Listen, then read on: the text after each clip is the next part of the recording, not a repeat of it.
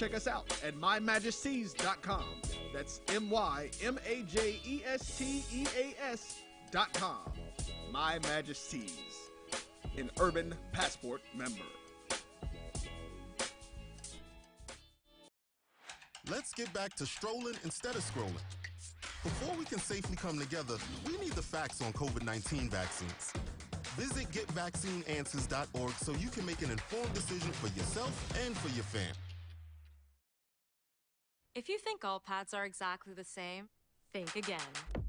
This is Always Ultra Thins reinvented with the Always Triple Protection System. This pad wicks gushes 90% faster, absorbs even more so you can feel dry, and locks odors in. Rethink your pad for up to 100% leak-free and odor-free comfort with the totally reinvented Always Ultra Thins. This is always like never before. This is the Dean of the College of HBCU Sports, Kenyatta Cavill of Dr. Cavill's Inside the HBCU Sports Lab with Mike Washington and Charles Bishop. Come mix it up in the lab where the course lecture is in session every Tuesday from 6 o'clock p.m. Central Standard Time on Facebook Live, YouTube Spreaker, or the BCSN app, as we discuss all things about the HBCU sports culture, including exploring the week that was in the sporting HBCU diaspora, as well as the upcoming week of HBCU sports. With me, the Dean, the College of HBCU Sports, on Dr. Cavill's Inside the HBCU Sports Lab with Mike Washington and Charles Bishop. Course lecture dismissed. It's been difficult because I hadn't been able to see my grandchildren. An expression on someone's face when you do something nice for them. I miss all my friends in school. Visit getvaccineanswers.org so you can make an informed decision about COVID-19 vaccine. The Sweet and Smoky Salmon Rub infuses smoked black pepper with dehydrated maple syrup, pink Himalayan salt, ginger, thyme, mustard, and more to make a sweet, savory rub, perfect for salmon, trout, and other delicate seafood. The Cuvée Group is a Florida-based marketing and training consulting firm. We help businesses communicate to their target audience and engage them in conversation. We also help to expand their audiences, which will ultimately result in growth for those organizations. In addition to being a certified constant contact specialist, my colleagues and I are also certified in John Maxwell Leadership Principles. We use these proven principles to conduct workshops, training, and private coaching sessions for individuals and companies looking to take things to the next level. Contact us to schedule a free consultation. Issues today, don't delay, call Cuvée.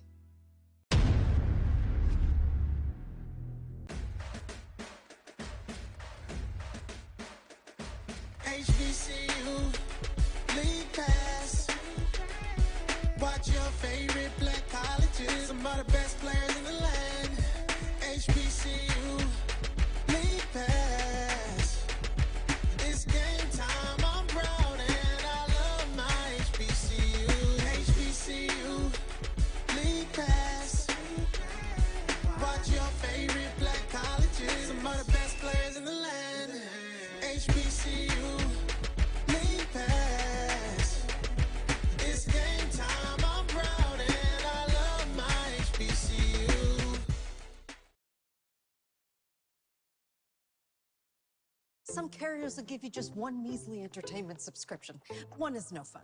With Verizon, there's up to 7 entertainment subscriptions with your unlimited plan. That's 7 times the...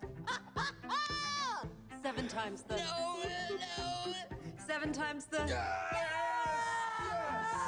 Music, gaming, Disney Plus, Hulu, ESPN Plus, and more. That's 7 times the entertainment. Because everyone deserves better.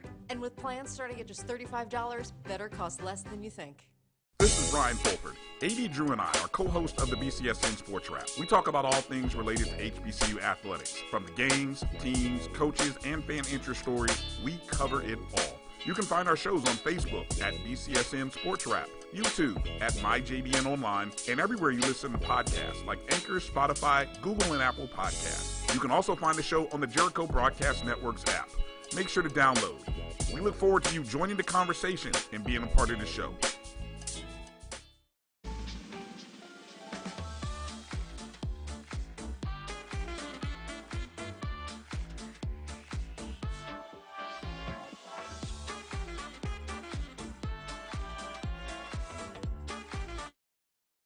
It's never too early to plant the seed, to share the tradition, and instill a sense of pride in your HBCU with your little ones.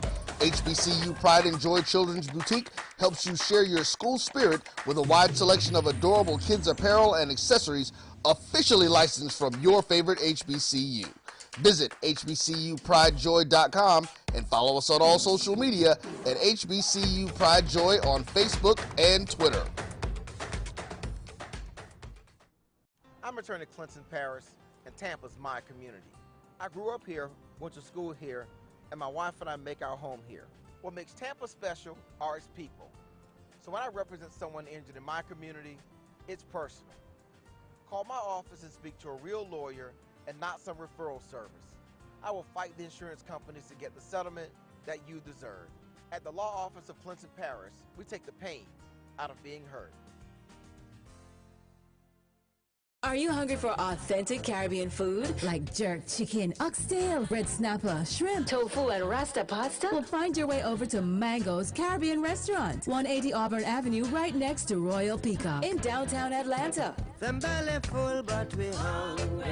Mango's Caribbean Restaurant, open daily from 11 a.m. to 10 p.m. And on Friday and Saturday, we're open till 4 a.m. Come to Mango's and put some spice in your life. So we've got a good thing going.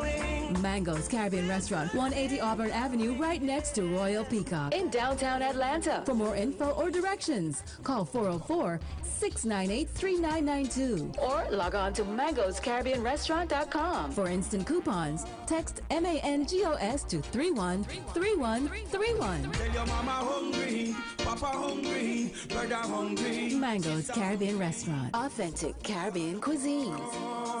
Open up the door, tell them mama hungry. This is Carlos Brown, letting you know that we're on the move. You can now catch the Carlos Brown Show beginning this July on the Black College Sports Network each and every Saturday from 11 to 1 Eastern Time. That's 10 to 12 Central Time. Same time, new place. On Facebook at the Carlos Brown Show and Black College Sports Network. Online at www.mybcsn.net and on the BCSN app available on Google Play and the Apple App Store.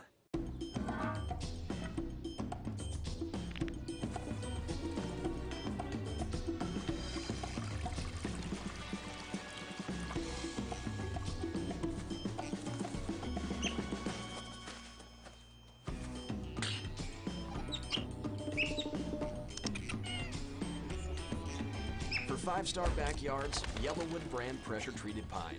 If it doesn't have this yellow tag, you don't want it.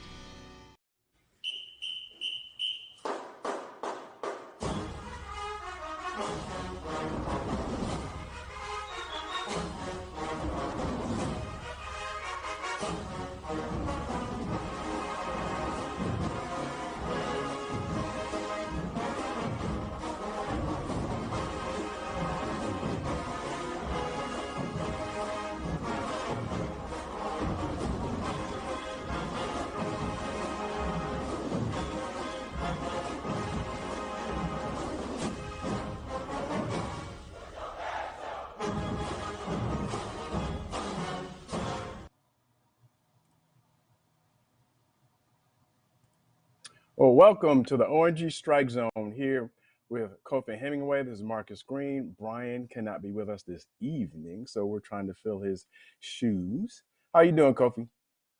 I'm doing good, bro. How are you? I'm doing pretty good. Fresh off of Thanksgiving, trying to work some things off now that I kind of went overboard last week, but that's the way it is. Overboard, bro. You don't be going overboard. Like you don't even look like you know what overboard is. Like I go overboard. Like you you don't even look like you close to understanding what overboard is. Like you look like you eat healthy, man. So that's good.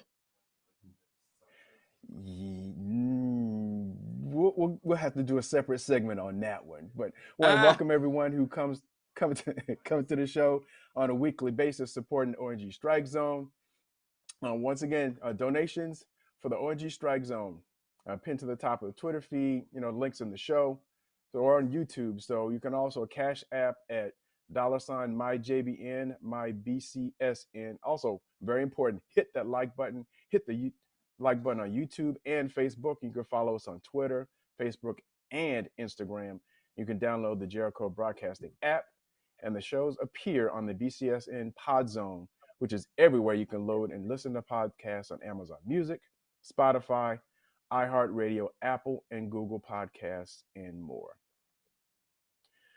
So this has been a very interesting week for us FAMUans. Are you serious? And just, are you getting breaking news? Go ahead. Okay. Oh, Kelvin jumped in the mix. What's going on, Kelvin? How was your Thanksgiving? What's up, brother? All is well, man. Everything was great, man. Enjoyed it, and I was healthy. Food was good, man. So thanks for asking. Everything was great. Yeah, that's good. That is good. So we went over our show, what we're thankful for last week. Jumping in really quick, I guess our top story is that we have a team that's getting ready for the playoffs. And despite all the rhetoric on social media, yes, we do have a team that's getting ready for the playoffs. None other than our volleyball team. And they did it up big a couple weeks ago in the SWAC tournament and got with the Nemesis and typically, I guess, the SWAC Power in women's volleyball and Alabama State, and conducted a 3-0 sweep. And so want to toss it over to you, Kelvin, and then Kofi. What are your thoughts about how the season went, and what are your thoughts around the volleyball tournament? So it went how we expected. We had Coach on early, and he talked about the last season, this season, had a lot of experience returning. He thought he had done a really good job in terms of bringing in talent to go with what we already had. So it was championship or bust, and we lost one game in conference the whole season, and then of course we won outright the title, the tournament title, with sweeps. Right, we didn't even lose any sets. So mission accomplished. The team did what we thought they would do, and then unfortunately, we end up going against the Gators again, which seems like every time we go to the playoffs, that's because of regional setups. So that's what we face. It's a challenge, but I like how our team mindset is, and I had a chance to hear from some of the players and coach, about facing the Gators, and they saying the right things, and they're gonna go and compete, and that's what we want to see. So I'm extremely happy. It's a championship program. We're a dynasty at this point. We've been in SWAC 2 years, and we're 2-time SWAC tournament defending champions, and so I'm just happy for the kids. They represent us well, both on and off the court. They're winners. They're scholars. They're articulate, man. So I'm just thrilled about that program, and I just want us to do more for it. All right, Kofi. Man, it's really amazing. Just watching this whole process. I was, kind of when you go through the season and you have that undefeated season, part of you really wants to go undefeated, but then the other part of you kind of wants to see your team take a loss as a coach so you can motivate them maybe a little bit more, a little bit differently before the big game. And you can make those kinds of adjustments. But, for me, just regular going through the season is always about the tournament because as an HBCU, if you don't win your tournament, you don't get in the tournament unless you've got a really crazy good resume with a ton of wins over Power 5 teams. And even then, they still put you on the bubble. They still put you against top flight competition. Like even if we were say top 20 or even top 15, I really do feel like they probably would have found a way for us to either play Georgia Tech or the University of Florida in the first round. That's just how it goes. But I'm super duper proud of these ladies. They are amazing, and I'm happy about the direction of the program. I feel comfortable that Coach Gokhan is a championship coach. In saying that he's a championship coach, he's demonstrated it twice. He's brought hardware on the highest of 7 hills. And as my brother Kelvin said, it's really time for us to do what we can to send this program to its next level. All right. Now I want to circle back to something that you just mentioned during your response. Now you mentioned, I guess there's two things. The first thing about the loss, kind of refocusing the team, or at least implying that the loss refocused the team. Could you elaborate on that? And what differences did you see before and after our 3-1 set loss to Alabama State when we played in Tallahassee? Well, when a team goes undefeated, there's additional pressure on that team to set the record. It's just a mental type of thing. So when that pressure is off, you're not focused on anything other than your opponent. And also when you lose, as a coach, you have the ability to literally point out deficiencies with the game a whole lot easier than if your team is skating along, beating everybody, sweeping everybody. It's like, Coach, you keep telling us this, but we keep whooping everybody's tail. Sometimes that comes to that. I'm sure that doesn't come with Coach Gokhan, but every once in a while, athletes get extra confident, especially when they've had a ton of success. And if they don't remain humble, they can become more difficult to coach. When a team loses, the motivational factor for you not to have that experience again is already there. So your team naturally begins to hone in. It naturally begins to work harder. Your leaders step up. They look closer and pay even more attention to detail because they don't want to experience that feeling again. Okay. And actually, a question I want to pose both of you, actually a double question. The first one, Kofi, once again, you mentioned about, both of you mentioned about having a good season and having a challenging early schedule preparing us for the tournament. How do you feel?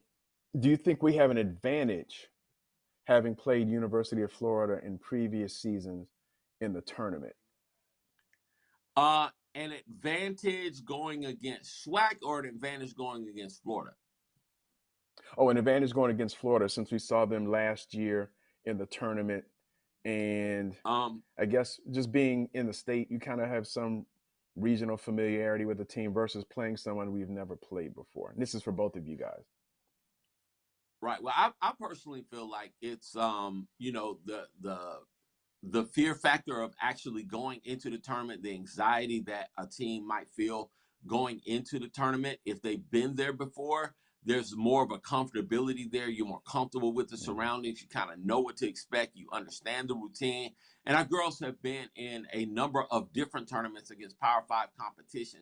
So I don't think that the atmosphere itself is what's going to, or even the moment is what's going to, would cause them additional adversity. The thing about the University of Florida that they saw last year was just the size and power of their team. So, finding a way to play defense and really play fast and somewhat keep away with their athletes is what I think is going to be key. Can we withstand the storm? Can we withstand the blizzard? Can we manage their weight of shot?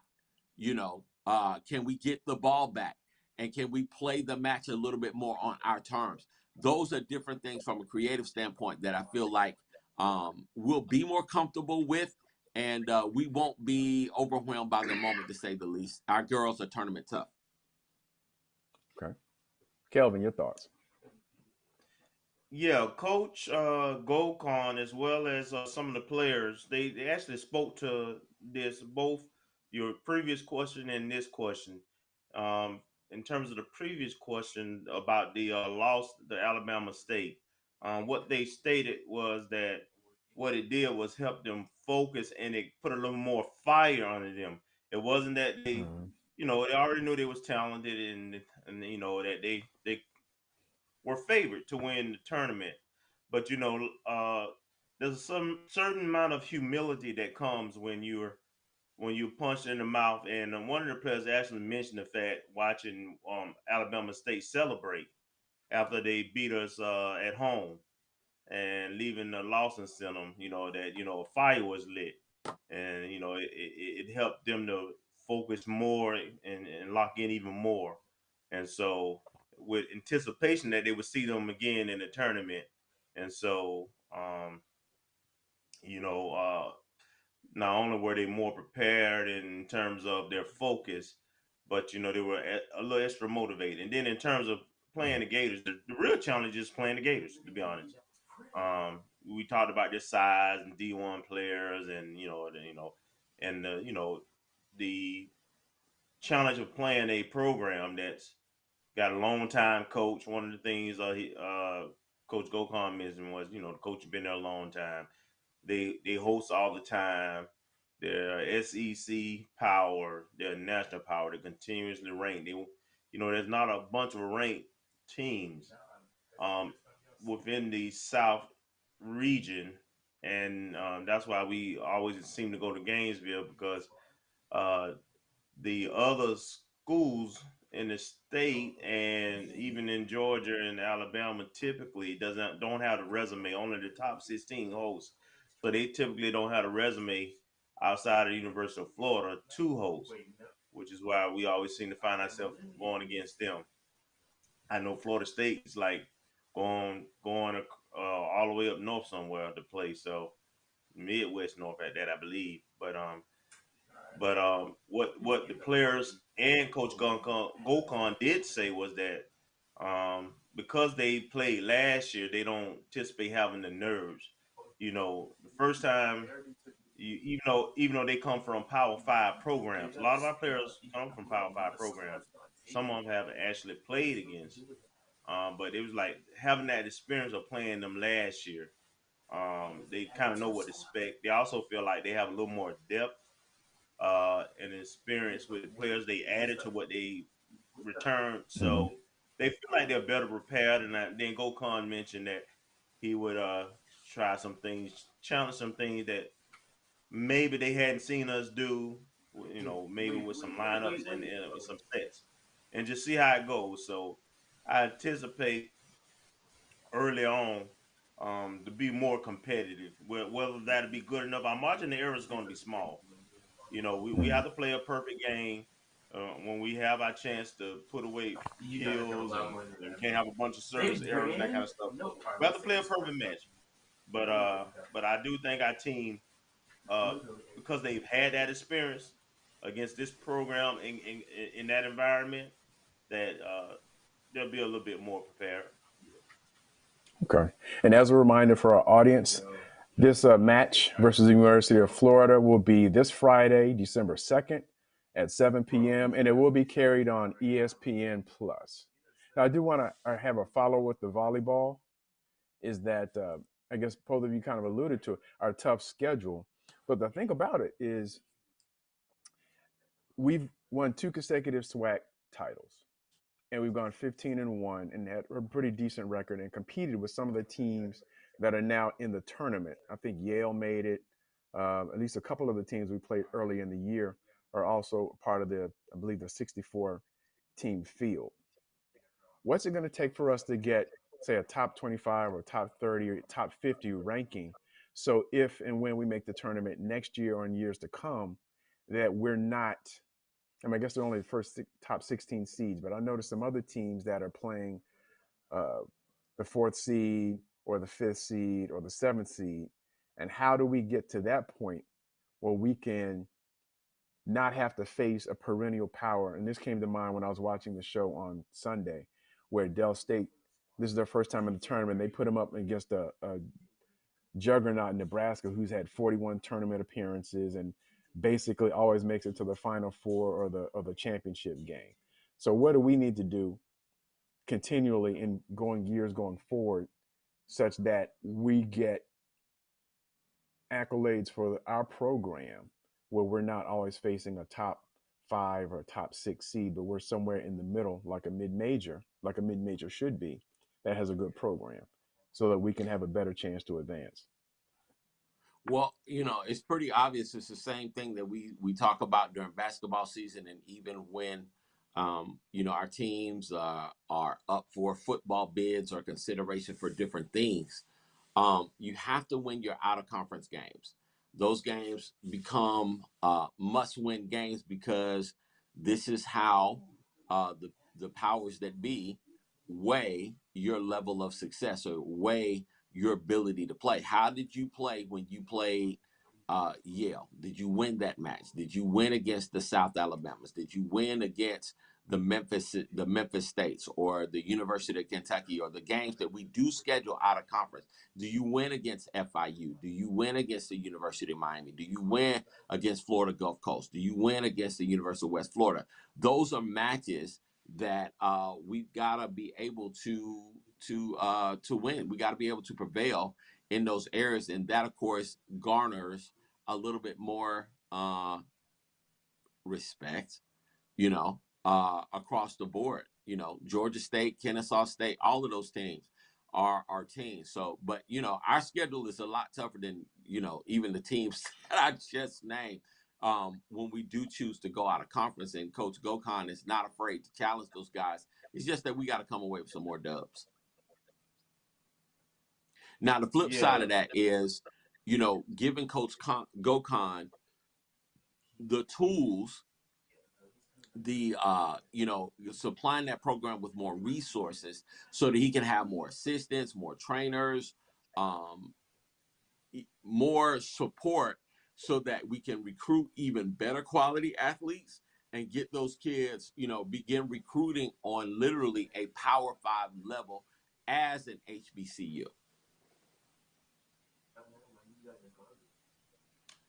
Yeah, Coach Gokhan has talked about this, and even some of the athletes.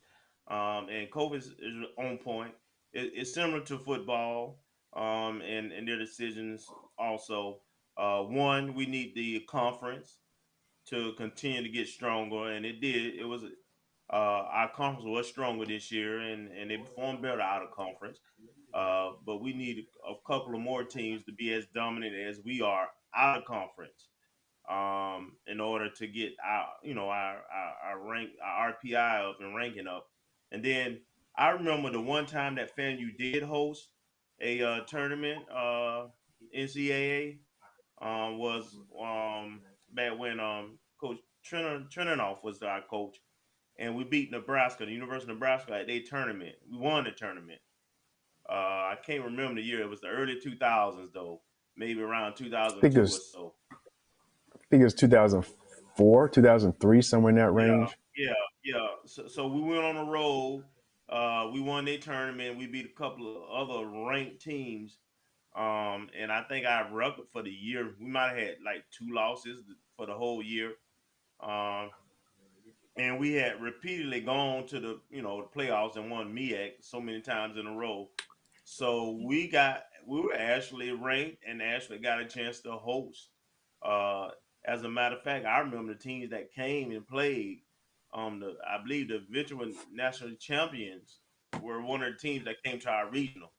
They actually sent like Stanford from California to Tallahassee. They played it at Gaither Gym. I was there. So it takes what we're doing, years of dominance, but then also, as Kobe spoke about, we played 5 teams that I think in the tournament out of conference this year. Uh, so we just didn't win as many, and there were some things, coaching. Kobe mentioned resources that didn't allow for our team to come together as quickly, because we only have 2-3 weeks to get prepared from the time the girls report back to the time the first game happens. And so if you have compliance issues and those kind of things, then that throws that timing off, and you already playing a elevated schedule. So it's going to take resources, like you say, coaches, full-time, staff, and support staff, and a recruiting budget where you can kind of recruit nationally versus regionally. So that's basically what it's going to take. Dominating your conference, keep going to the tournament, which we are doing. Uh, put more resources in the program.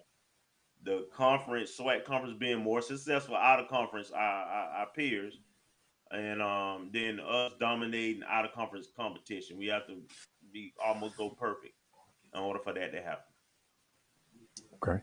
And I wouldn't be remiss, we do have the 2 SWAC titles in 2021 and 2022, but we also have 11 MEAC titles. So this is our 13th tournament appearance. So we have MEAC titles and represented that conference in 96, 99, 2001, 2002, 2003, 4, 5, 6, basically an 8-year run from 2001 to 2009. Yep. All right, moving on to the next segment. We want to talk about the All SWAC honors for the FAMU football team.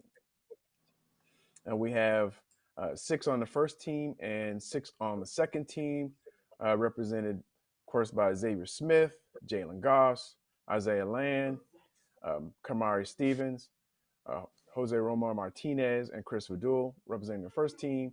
And on the second team, we have QB Jared Musa, offensive lineman Cam Colvin, wide receiver Jamare Shareed, Isaiah Major at linebacker, Javen Morgan at DB, and BJ Bowler at DB. So I believe we were tied with Jackson State with the number of selectees for the All SWAC honors in football for the 2002 season. Are there any names that you believe are missing based on the performance? Not this year for me. Now I will say that going into next year, I'm really excited about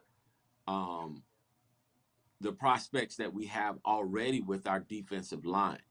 I remember when Savion said that,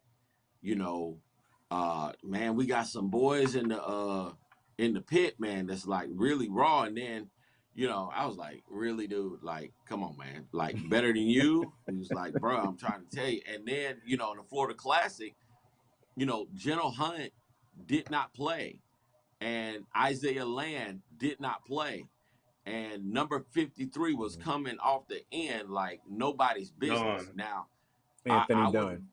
Yeah, Anthony Dunn was just killing him.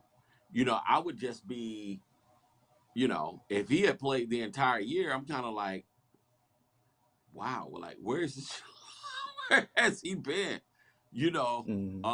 But he was that dominant. Like every time they hiked the ball, the BCU dude was backing up, taking those little steps. He was struggling all day long, whether they did a running play or a passing play. Dunn was killing him. And number 90 in the middle was taking up a whole bunch of space.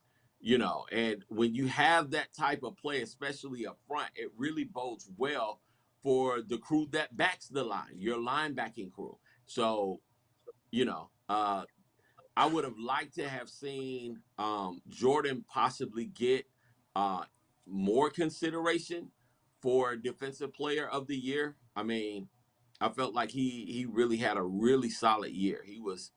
He has a nose for the football. He is really fast, very explosive, and I call him Black Chucky. But I feel like he's a baller, and I look for him to play at the next level.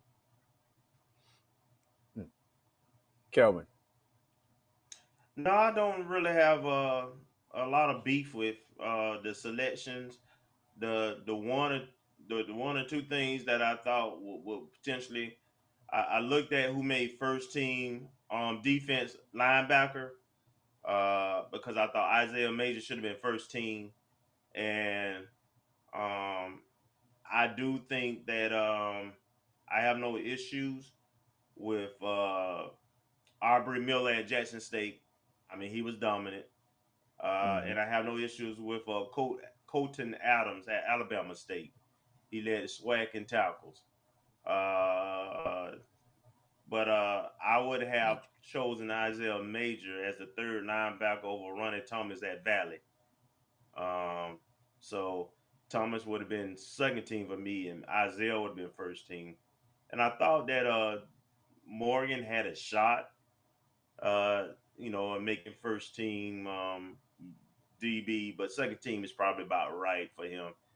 But overall, I thought,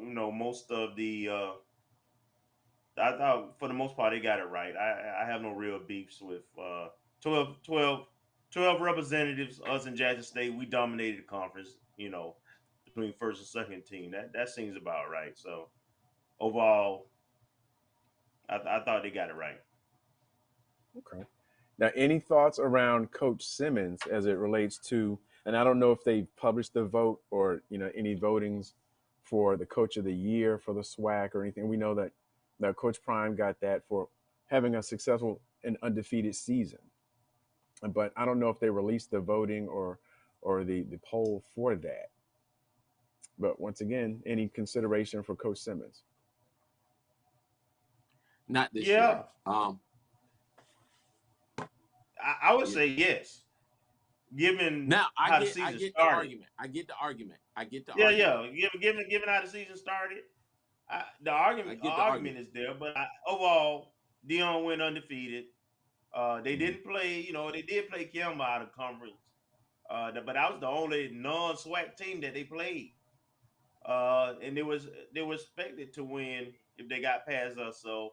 So I have no problem with Dion earning it. He's brought a lot to the table. And at the end of the day, they did run the table. They went undefeated, and they stumped us. Even though there's a lot going on, they stumped us when we played. So overall, I have no beef. I think they got it right. Yeah, I don't have a beef, but just the argument for Coach Simmons, more or less going into the season, without your AD. Okay, the AD that you had prior to, knowing that you had one compliance officer trying to service 300 athletes, knowing how that could possibly affect you yet again. Then you go in and you end up missing 26, which is almost double the amount that were ineligible last year. 26 players.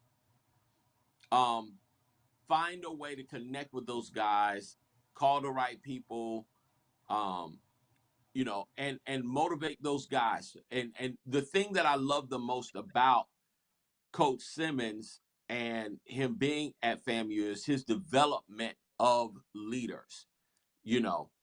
Getting guys to understand that they too have a voice.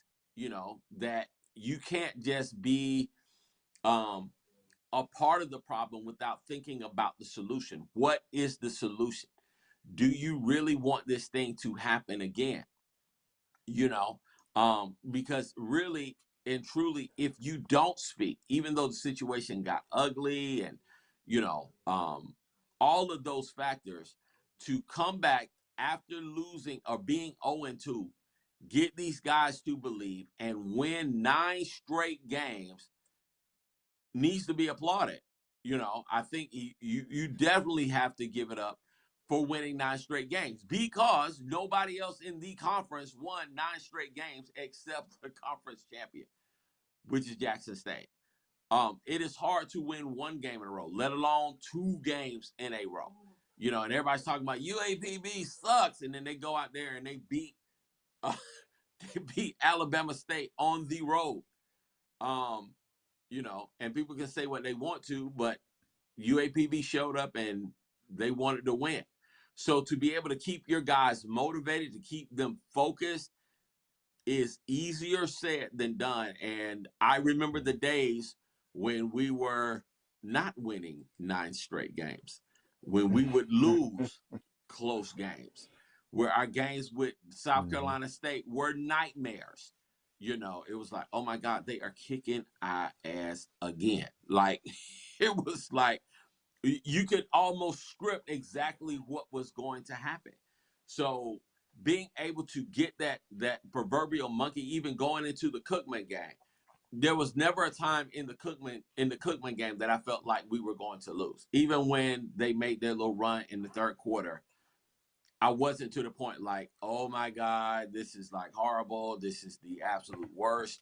You know, these guys literally believe in one another. He's built a culture where these guys know that when they step on the Bragg Stadium turf, that they're going to win the game, and they're going to win it in convincing fashion, no matter what happens.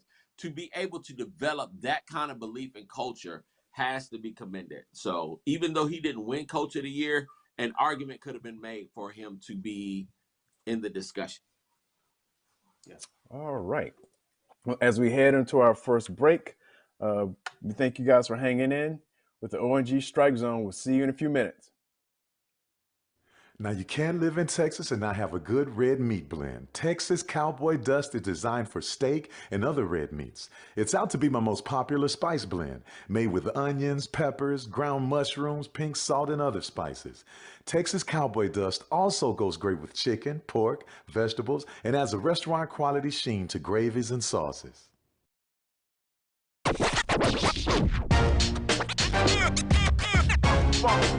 It's like a loop machine. All around town, people trying to get down.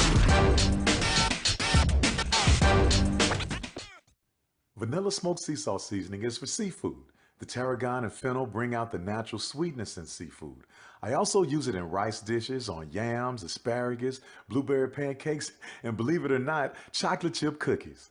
Vanilla smoked sea salt adds a salty and savory component to sweet dishes that create a symphony for the tongue. You see, Head & Shoulders has Scalp Shield technology, protects against flakes, even between washes. It's never not working. Kind of like us. Number 15? Never not working. I don't like this one. Me neither. Let's get out of here. Head & Shoulders Scalp Shield, never not working. We are making the virtual HBCU experience available wherever you live through Stillman Online.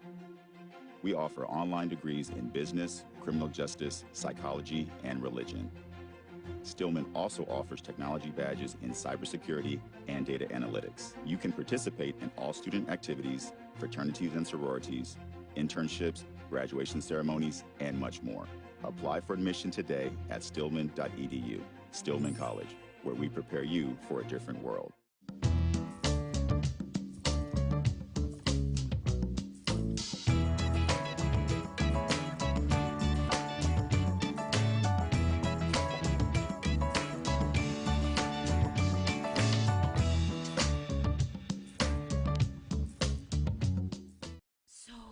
Shop Velvet Online Women's Boutique to spice up your closet with trendy, unique looks. We have fashionable and chic looks at very affordable prices. Velvet Boutique offers free shipping all year long on all orders. Shop online at www.melvetboutique.com. That's www.melvetboutique.com. Like us on Facebook and follow us on Instagram. Shop Velvet Online Women's Boutique.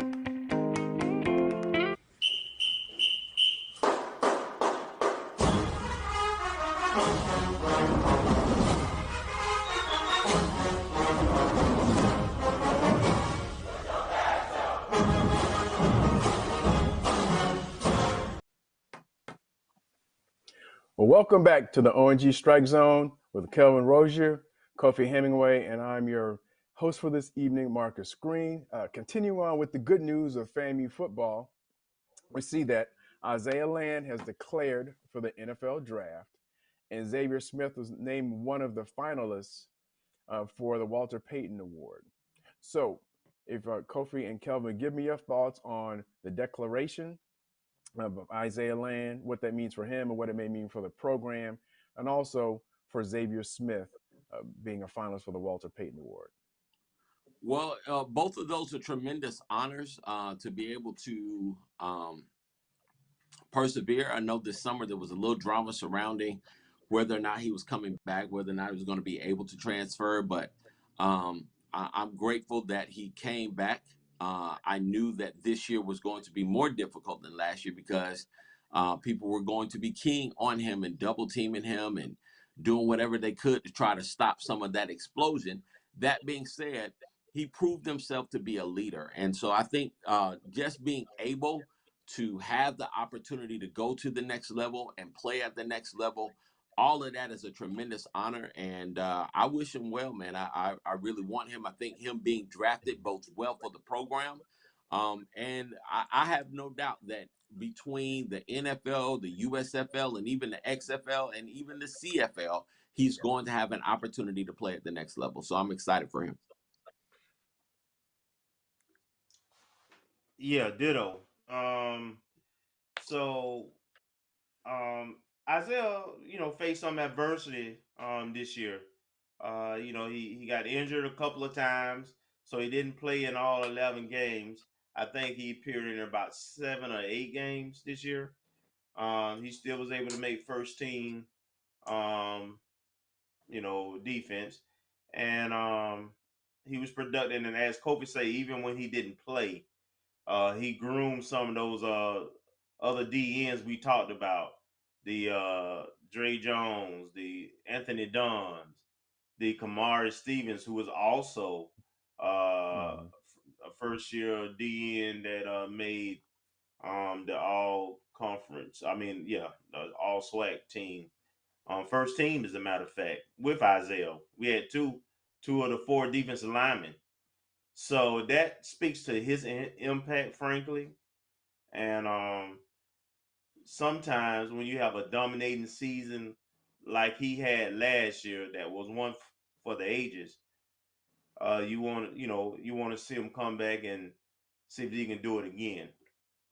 Because of the circumstances of just how the season went for him and so forth, I thought he added to his status, even though he didn't duplicate the same season as he did the previous year.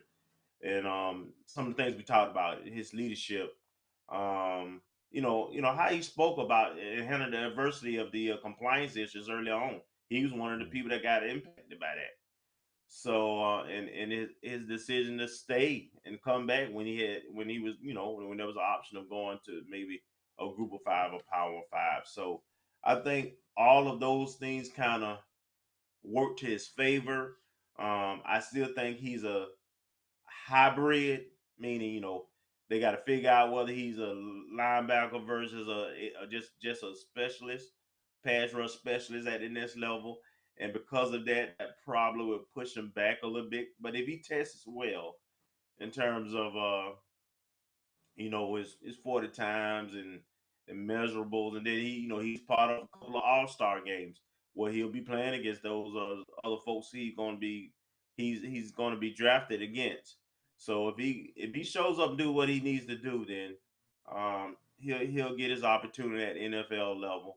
And honestly, I wish nothing but the best for him. He's represented our university the right way.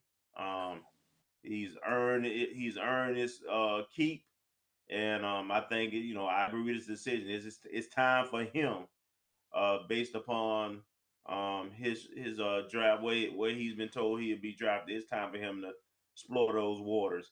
And I will also say, seeing James Houston have the success he did up in Detroit, Thanksgiving, and then the fact that Marquise made the Cowboys as a walk-on free agent, free agent at with Dallas. It bodes well, and they've seen him a lot. So now's the time, and I can't wait to see another Rattler on the NFL's roster.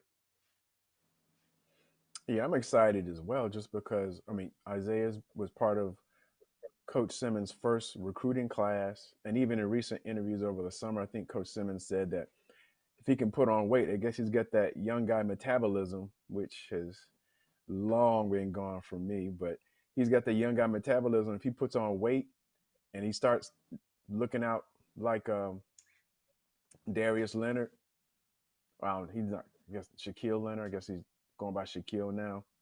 And if you put that kind of size on Isaiah and he keeps the same physical tools, he is going to be a beast. So I'm just looking forward to that. And as you both said, he's represented the program well through all the adversity. not only being willing to stay groomed and not jumping out prior to 2021 when the portal opened. I mean, it opened last year and after he had his breakout season, but even then, when he wasn't getting a lot of playing time, there's some players that have left the program and gone elsewhere, and he could have done the same potentially when the portal first opened a couple of years ago, and he didn't. He stuck with the development program, and now you see the fruits of his labor and the investment that he's made in himself and the program's invested in him. So I'm just looking forward to hearing his name called in April or May, wherever they're holding the NFL draft, and just, getting the Isaiah Land jersey at some point. On to Xavier Smith.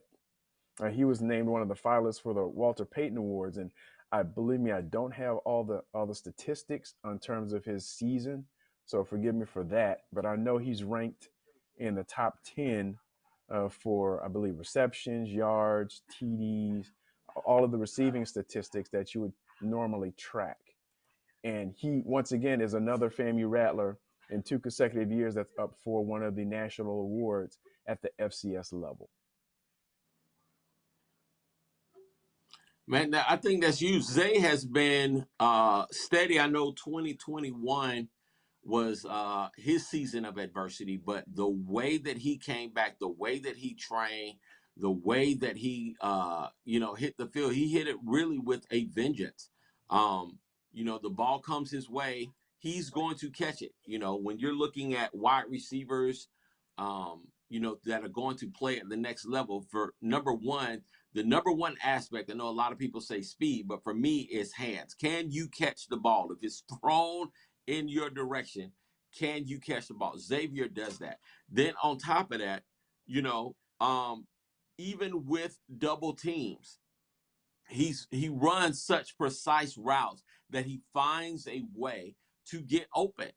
And I know Coach Simmons didn't move him around quite often, but even with that, his route running is really good, and to watch him perfect that at the next level, I think is what's going to be really exciting.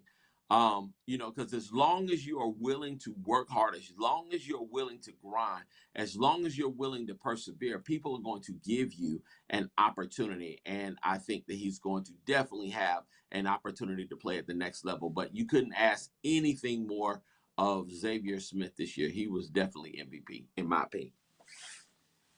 Absolutely. He lived up to the hype, just being frank. Led the SWAC in receptions, 87, receiving yards, 1,021, and touchdowns, 11. He also was ranked nationally in receptions per game, 3rd, receiving touchdowns, 8th, and receiving yards, 9th. He also threw a touchdown this year at the Florida Classic. So, he had a lot of personal accolades. He helped win games for us.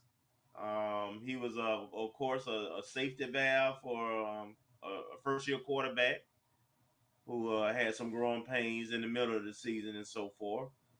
And he's been a great leader. Always say the right things. You don't hear about him get in trouble. And he put up the numbers. He produced. So, I'm ecstatic that he's a part of the discussion. He made first team offense, of course. He's one of 3 HBCU athletes up for the award. The others being Shadur, the quarterback at JSU, and the quarterback from NCCU. So, he's deserving, man. Another young man who like Isaiah Land, been with our program 5 years plus. So he came to us. He came as a walk-on, and just look at where he's at now, man. He put in the work, man, and this is second 1,000-yard season with us. So he's one of the greatest receivers in our history. He's up there. He's on our Mount Rushmore. So looking forward to see his future and how things shake out. Mm-hmm. And just to echo the sentiments, I agree with both of you as it relates to Xavier Smith. And I guess to bounce off of your point, Kelvin, his leadership. A lot of the interviews he did this summer, some of the podcasts, I believe he did one on the night before the SWAC Media Day. And he talked about being a leader for the team, knowing that he's coming back and he's the number one receiver. Like last year, you still had Chad and for some folks coming back. And Chad was a senior last year, but now coming back, that he has the mantle and the weight of being the number one receiver, coming with a lot of accolades and a new quarterback potentially, since Jeremy Musa won the quarterback competition. So you have a lot of weight on you in terms of holding up the wide receiver room and working with the new quarterback and gaining that chemistry, but also knowing the goals that the team has.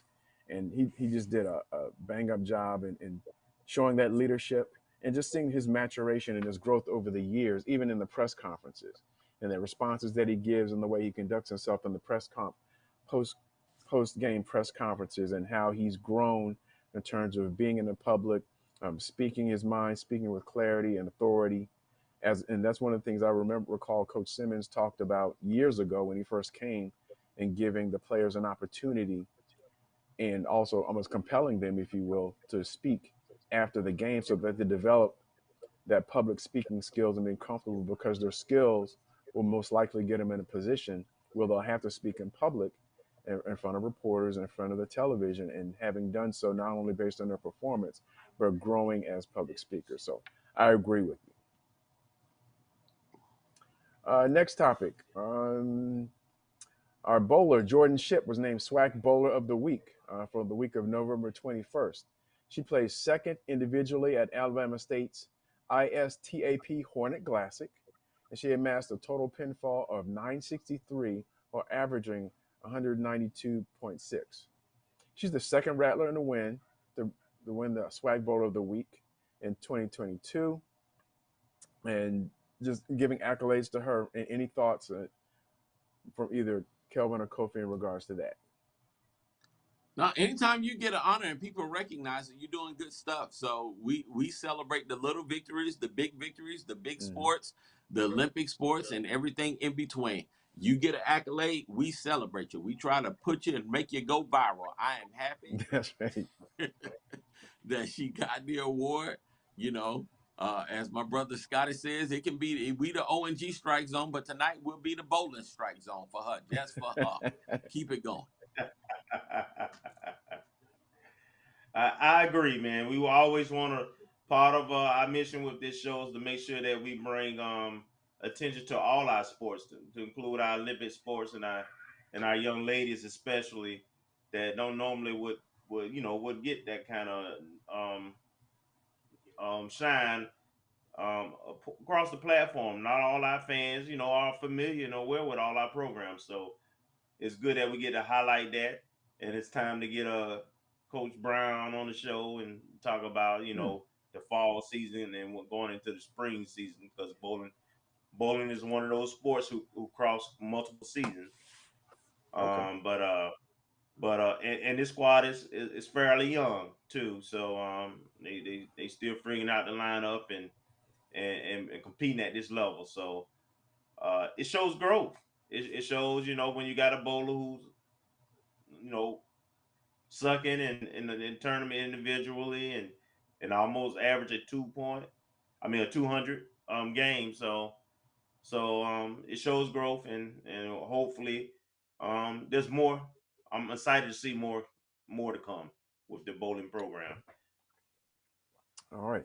Continuing that theme with sports, we have basketball. We're in the midst. We're fully 3 weeks, almost a month into basketball now. And the men are playing as we speak at the University of Florida.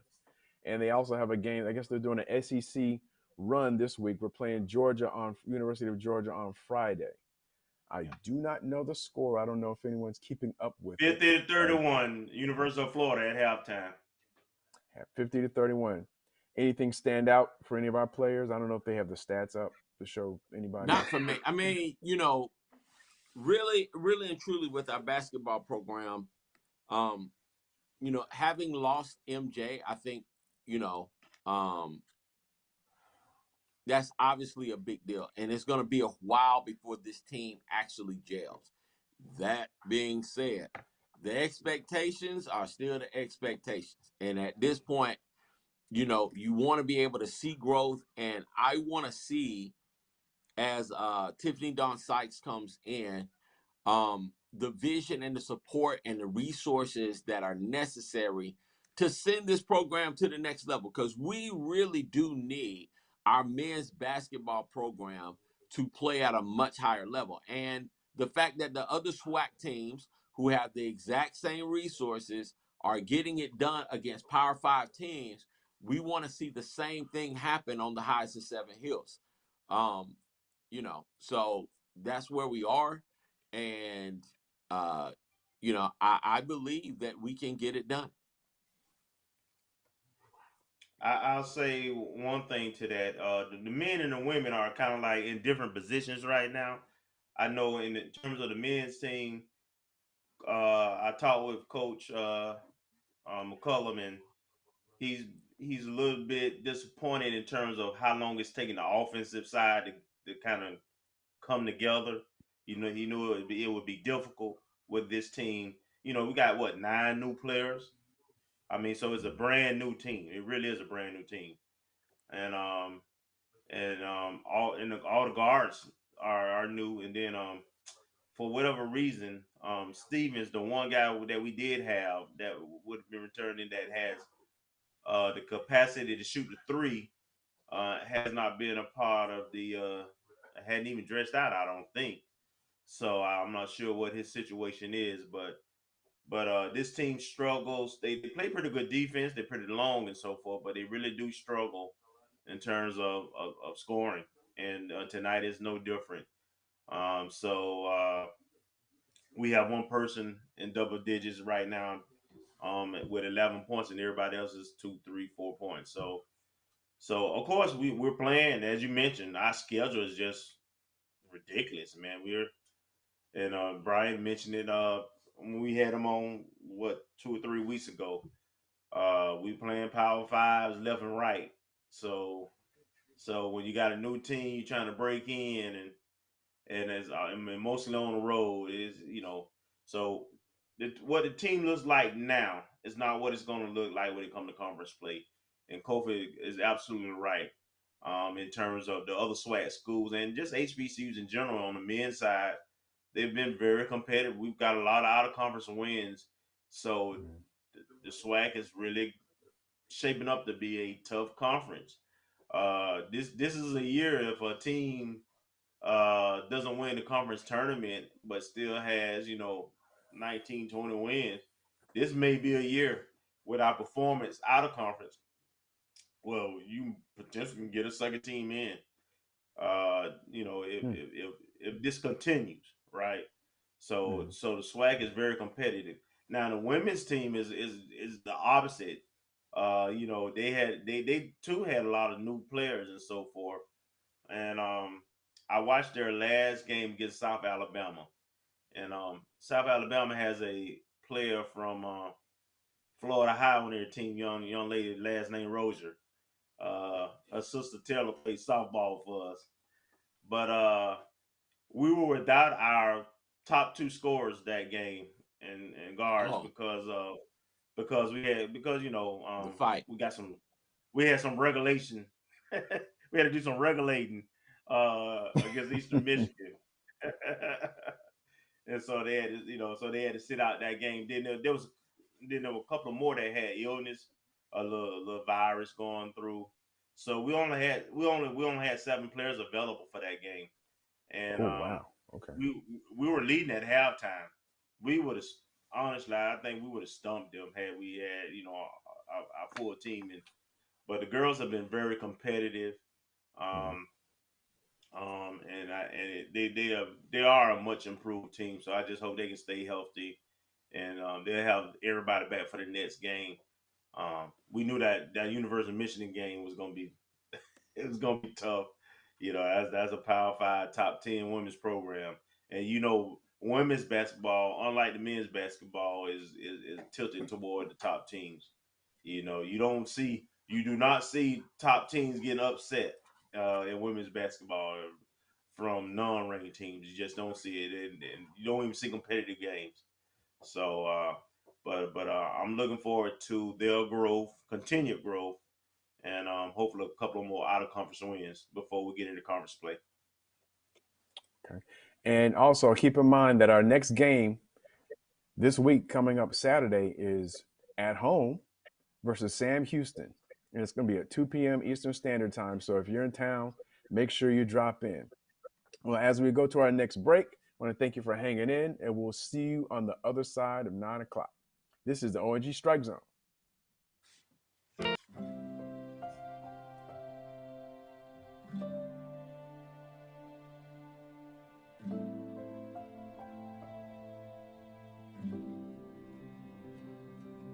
Whether it's advice on managing your anxiety or tools to help you stay grounded, Coping-19 provides a range of resources and self-care tips to help you cope with this pandemic. We can help. Find the resources that work best for you at coping-19.org. Bounty versus the old family dish towel. Drying with a fresh sheet of Bounty leaves your hands cleaner than a used dish towel that can carry and redistribute food residue. So ditch the dish towel for better hand hygiene. Bounty, the quicker picker-upper. One bite of 100% Angus beef ballpark frank, and you'll say,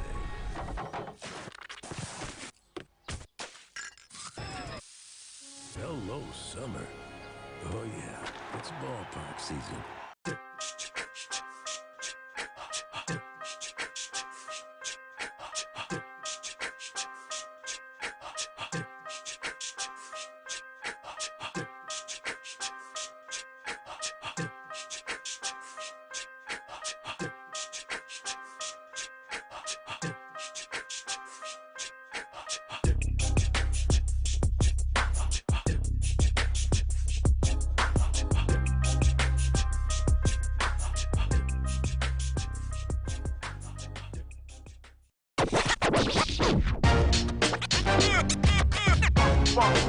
It's like a loop machine.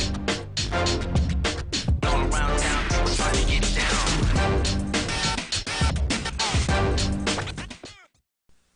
Majesty is a premium health and wellness tea line focused on bringing delicious yet healthy tea blends to the community. Filled with an abundance of vitamins and antioxidants, we work to blend teas with exotic spices and fruits to produce scrumptious and wholesome beverages. So check us out at mymajesties.com.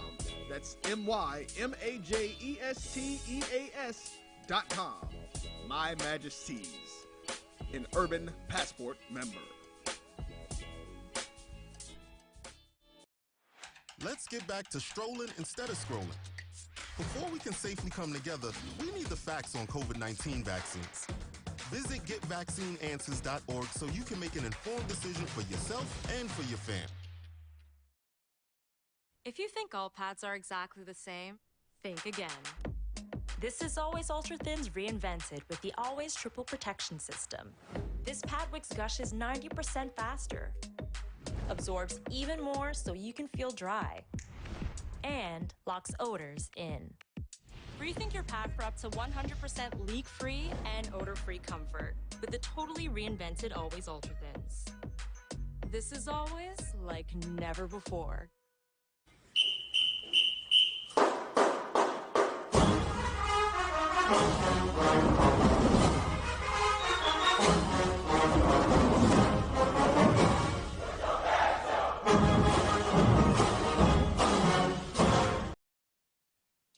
Welcome back to the ONG Strike Zone with Kelvin Rozier, Kofi Hemingway, and Marcus Green. And now we're at the point in our program where we want to take a look back. We've all made some bold predictions and thoughts around the season, I want to say around August time. And now we get a chance to see where we checked off and we got things right, where we went off a little bit, and to talk about a little bit about the future. Media Day coming up tomorrow, preseason projections. Let's go with, let's just quickly, before we get into the team aspect, let's just kind of go with some predictions. preseason offensive player of the year. Who do you think it will be? Who do you think it should be? That's two different questions, possibly. So let's go around the room. Kelvin. Andrew Body would definitely be in the position to win it because he touches the ball all the time. He's returning with another year experience in the system. He's a playmaker. So him, Shador, probably Zay, and I would say Kamari at not Kamari, yeah, the tight end at Bethune. I think those would be my top four right now going into the season. Offensive player of the year. How about you, Kofi? I agree with Kelvin. I mean, I don't see them venturing off. They don't seem to be a group of media artists that seems to dig deep and I want to say take a whole lot of chances. It's pretty obvious who they're gonna go with right now. So it is what it is. So bam. Marcus, how about you? I would agree with Kelvin, but also I can't remember the young man's name, but the running back from Mississippi Valley. I mean, I only watched a couple of games last year, especially the one against FAMU. But with the quarterback, that apparently they got the number one JUCO quarterback, and so they're going to probably lean heavily on the running game until he gets acclimated. But he really showed some stuff in that game, and I watched a little bit of the Jackson State game where they almost upset them. So I think he's probably a dark horse candidate as well, depending on how he's used and to what degree they leverage off of the momentum they have from recruiting and having some close losses last year. And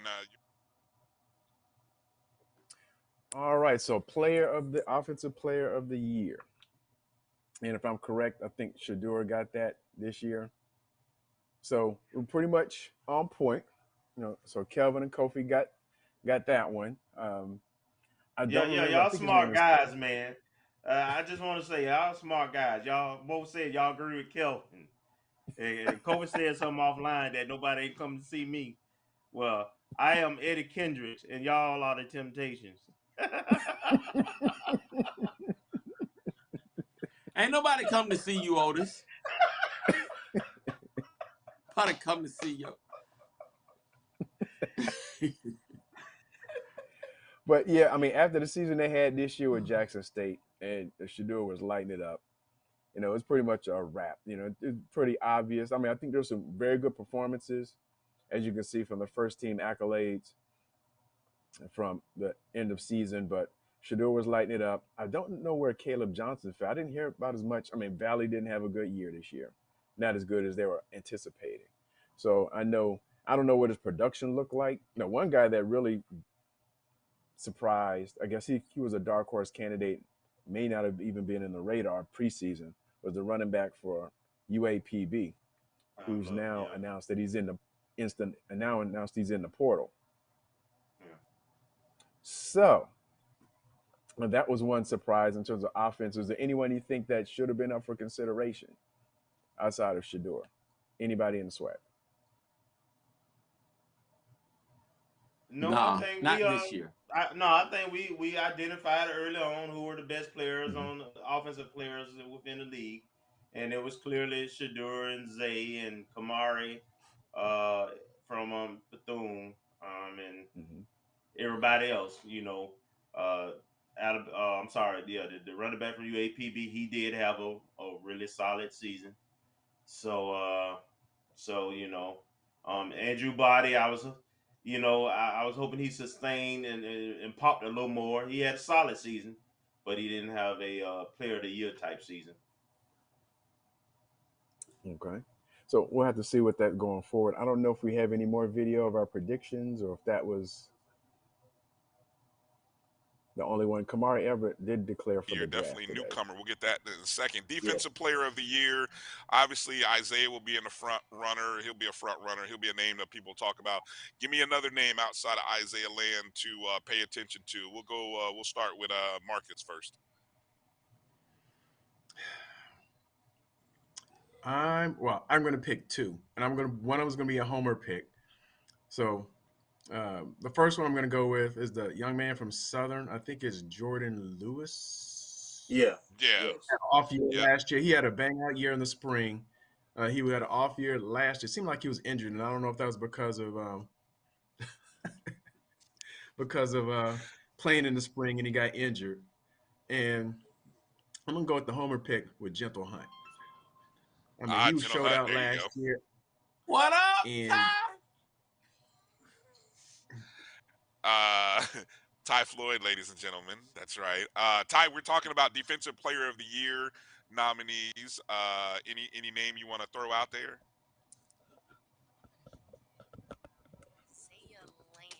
Outside of Isaiah, maybe. Okay. all right. So for our defensive player of the year, Aubrey Miller from Jackson State was awarded this year. I don't know. I don't know if that full clip showed everybody's picks. I don't know if he was Yeah. listed when we predicted. Was that yours, Kelvin? Yeah, outside Isaiah Land, I talked Mhm. about the Jackson State having a couple of folks actually who would probably be in the running. One was Aubrey Miller, and the other one was Gaddy. Um, so uh, Mhm. so yeah, no surprise there. We know who the two dominant players would be. Mhm. I don't remember. I guess I said General Hunt. General Hunt. I don't. It seemed like he was injured a little bit this year. Maybe not as dominant. He was pretty dominant when he was in, When but he it seemed played, like he he was was. pretty. Yeah, when he played, he was pretty much what you expected. But he was banged up, much like Zay was, and only played probably what 7 8 games. Also, And Kofi, I don't remember. Do you remember what your prediction was? regarding? Oh, defensive player of the year. I This had season. and the guys at Southern. Gentle Hunt. I had Gentle Hunt bringing in talent, and he's a. What did I say? Oh, she was gonna play the rest of the clip. She gonna call receipts. Well, go on and play the clip then. Them Grambling. I'll be interested to kind of do a count here as I'm talking to people. What are you gonna say? There are a number of different factors with that. Like Southern has home games. Alabama A&M's two biggest games are on the road. They got to play Jackson State on the road, and they got to play FAMU on the road. Mm-hmm. That looked like our divisional picks. Yeah. Maybe starting But that. I believe I said General Hunt, and I was off. None of my people got up there. But General had a solid year, though. He just wasn't player of the year status. I wish I had said Isaiah Major. That would have put me a little bit closer. But yeah, I had General Hunt as the defensive player of the year outside of Isaiah Land. But I didn't feel like Isaiah Land was going to be able to duplicate the year that he had last year. He was gonna get extra. He was gonna get extra attention. Now, two guys that I did mention that they weren't as dominant as I thought they would be, and I would have liked them to see was the two linemen at Southern, Dumas and Jordan. What is his name? Jordan Lewis. Jordan Lewis. I would have thought that they would have been a lot more productive as a duo, and they had plenty of opportunities because they played FAMU and Southern, and FAMU and Jackson State and so forth. So they had opportunities, but they didn't dominate. They didn't play terrible, but they didn't dominate. Now, looking at some of the NCAA stats, and I'm checking real quick on total defense. I think Southern was were they in the top? Yeah, Southern at the regular season, Southern was number 4 in total defense in FCS, and Jackson State was number 1. So I know they did some work. They might not have gotten individual accolades, but from a defensive standpoint as a unit, I mean, they were doing work. FAMU ended up number 11, and we did see a tweet today, I believe, from Coach Rispress and another defensive coach. Yeah, but you got to remember Southern played too. Southern played 2 games against the bum Pee Wee Lions. Stop. I'm just saying. Now, yeah, that's true. That's true. Now, one thing I guess continue on the next prediction I believe we had was for the divisional winners, and I know Mel had started playing that video, so I don't know if we want to pick up where we left off with that video with our preseason picks for divisional winners. And let's go through some predictions here as we get ready to close the show. East Division, and I'm gonna put this on with a number. How many conference wins will the East winner have? Kelvin. How many conference wins? Conference wins. Name team and wins. Are you just saying you asking for the record? I'm asking you, give me the team from the East and their number of wins. Yes. So I'm gonna choose FAMU, and I'm gonna say 7-1. Okay. Kofi. But the one will not be Jackson State.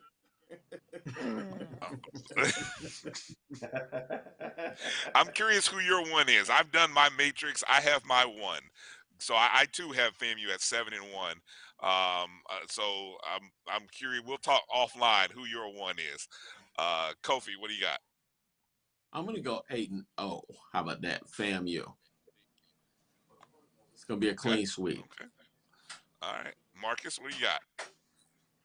I'm thinking the same with Kelvin. The 7-1 going with FAMU. Okay. I'll be interested to find out who your one is. We will have to talk offline, and then I may have to share this, if not tomorrow, next week. All right. As far as the SWAC East, we know how that turned out. We did get an 8-0, and we did get a 7-1. Unfortunately, it's not unfortunately, it's not the people we wanted it to be. Unfortunately, I said the one would be Jackson State, and the one was Jackson State. Look, I don't think we could have, the way this year started off. I just remember the sinking feeling I had when I rode past Bragg Stadium and I saw the buses still in the parking lot at Bragg, like right outside the field house. And I was going to drive up there to be nosy, but I said, no, I'm going.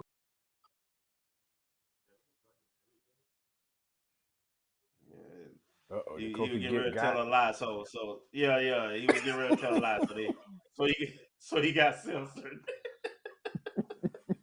Now I don't know if the clip had the West predictions, but I would love to see that clip of the West predictions because I think I did damn good on that one. All the way. Yeah, I think we had the same pick. Oh wow, okay. Can you hear me? Yeah. Yeah, we got you back now. Man. Yeah, just no more than 30 seconds later, here come Kelvin, bruh, are you sitting down? I say, what? He say, I got to ask you, make sure that you're sitting down so you don't blow a gasket. I said, well, what in the world is? I said, oh, Lord, let me pull over. So he said, bruh, it's 26 players that ain't going to be eligible for the. I said, you got to be kidding me. You got to be kidding me. But I remember that whole feelings like, bro, like what in the entire world? And, the emotions that you're going through, like, how does something like this happen? Trying to unravel all of this, and then wondering whether or not these guys are going to even play the game. Now, by now, Twitter is going nuts. Like, FAMU ain't going to play UNC. I was like, oh, my God, this is like the absolute worst. Then it was like, well, dang, we got to play Jackson State next week. We going to even be able to play that game. What are we going to do? All of this stuff, none of that stuff was factored into our predictions. Right. None of that was factored in. So that's right. being able to see It that ain't our fault. We couldn't factor none of that in.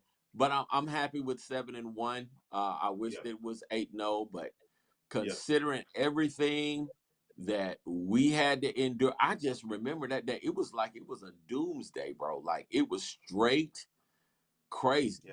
Thank God for Reverend Holmes. Thank God for even Mike Smith thinking to reach out to Reverend Holmes to make the connection with the young man. Thank you for Troy Johnson keeping it afloat, Coach Simmons empowering the guys to make the decision to play or not, because really, it needed to be their decision. It needed to be their decision. And now what blessed me was watching how those guys came out against the University of North Carolina, and the way that they came out and competed was just, it was Karate Kid with the eyes sweating type stuff. Like I had a nice little corner tear coming out the corner of my eyeball. Like these boys are straight up balling out, playing with emotion, wax on, wax off. I was like, these boys are straight up like this in the Karate Kid, like with the broken leg and still trying to get out there and compete. They was all like this. That was the Rattlers. We old. Some young people watching this like, what's the Karate Kid? Will Smith song? He did the same move though. Oh, he did the Cobra in the second one. He did the Cobra in the second one. He was trying to hypnotize him and everything. But either way, it was very inspiring to see how those guys, and it gave me hope for the Jackson State game, but it was unrealistic to think that we're going to be able to duplicate that same level of intensity when Jackson State was going to have film. Right. UNC not blitzing us, coming after us, kind of like giving us a very vanilla defense to go against. Had a lot to do with our ability to produce the number of points that we did. But that being said, I mean, skill-wise, you could see the speed that we had. You could see the energy we had. You could see the throws that Musa was making at that time. He was playing out of his mind. And, I just would have liked to have seen us going to the halftime down 7 with that extra pressure. But I understand the thought process of we got them, we got them on the heels. Let's try to go for more. We have nothing to lose. So I understand the mindset, but it would have been great to go down 7. All right. So I don't know if we had the SWAC West predictions. I don't know if we have that clip. This should be interesting. This should be interesting to see what you guys come up with. We'll start with Kofi first. Kofi, who do you have coming out of the West? Team and the number of wins. I'm going to have Southern University coming out of the West at 6-2. Okay. Marcus, what about you? I'm thinking the same. You're going 6-2 as well with Southern. Okay. Them Bama's lost 3. It's a clean sweep. I'm going 6-2 Southern. Man, what do you got? Let me see. What are you guys looking at that I'm missing? I'm going with Alcorn 7-1. I'm going with the Braves 7-1. You're wrong, son. You was wrong. So So Brian's taking an L on his prediction. To get out there and be different. You could have just stayed with the crew and went to Southern University. Defenders of the gold and blue. Sitting up there talking about some Alcorn. I see why Brian ain't here today now.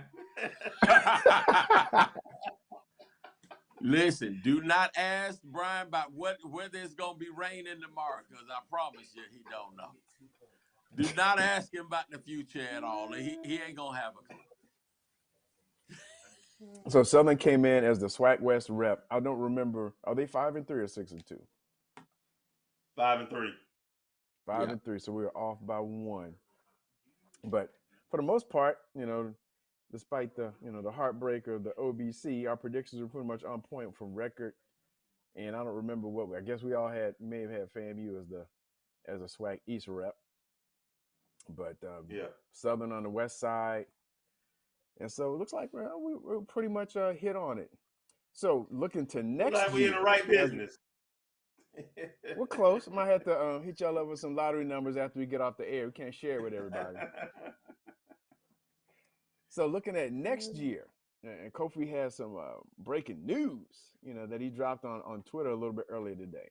So looking at 2023, what's going on? I don't know if we can predict the record, but it looks like we can pretty much know some of who we're playing, at least the first part of the season. If I'm going to go old school Rattlers, I go out there and put that prediction out there. We going 11-0, and we coming into Tampa, and we whooping everybody. That's what we finna do, because we Rattlers. That's what Rattlers do. We always go 11-0. We always have an 11-0 prediction out there somewhere. So, that being said, the Orange Blossom Classic, bro, is going to be on Labor freaking Day weekend yet again. Labor Day weekend on that Sunday, September 3rd. The time has not been announced, but I really do feel like as fans, we really do need to make our voices heard about this time slot. I know ESPN2 is a big deal.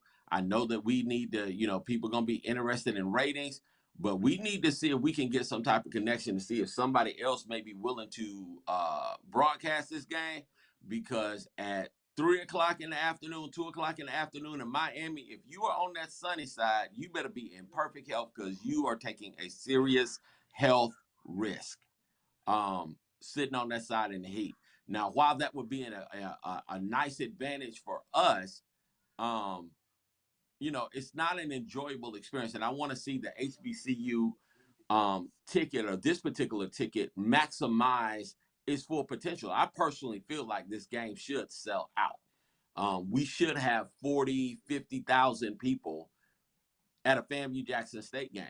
The reality is, if they do it at 2 o'clock in the afternoon, it's going to be a no. Like, nobody want to be out there in the heat like that. It is, and I love FAMU, but, I'm in the press box, so I can't really,